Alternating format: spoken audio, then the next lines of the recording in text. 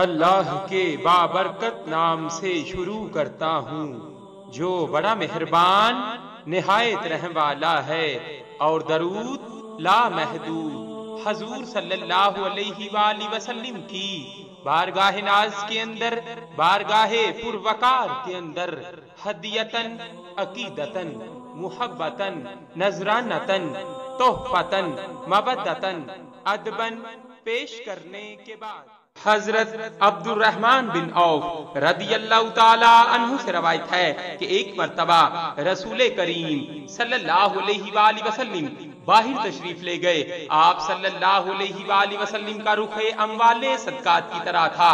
وہاں جا کر آپ صلی اللہ علیہ وآلہ وسلم قبلہ رخ سر بسجود ہو گئے اور طویل سجدہ کیا، یہاں تک کہ میں نے گمان کیا کہ اللہ تعالیٰ نے سجدے میں ہی آپ صلی اللہ علیہ وآلہ وسلم کی روح قبض کر لی ہے۔ میں قریب ہوا تو آپ صلی اللہ علیہ وآلہ وسلم نے سجدہ سے سر اٹھا کر پوچھا کون؟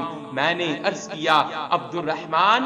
آپ صلی اللہ علیہ وآلہ وسلم نے پوچھا کیا بات ہے؟ میں نے عرض کیا یا رسول اللہ صلی اللہ علیہ وآلہ وسلم، آپ نے اتنا طویل سجدہ کیا کہ ہمیں گمان گزرا شاید اللہ تعالیٰ نے آپ صلی اللہ علیہ وآلہ وسلم کو اپنے پاس بلا لیا ہے۔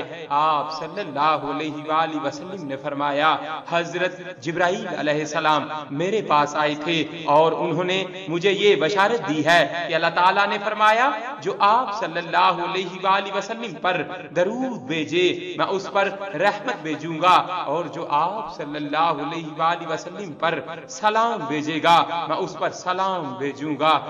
اس لیے میں نے اتنا طویل سجدہ شکر ادا کیا۔ صلی اللہ علیہ وآلہ وسلم۔ صلی اللہ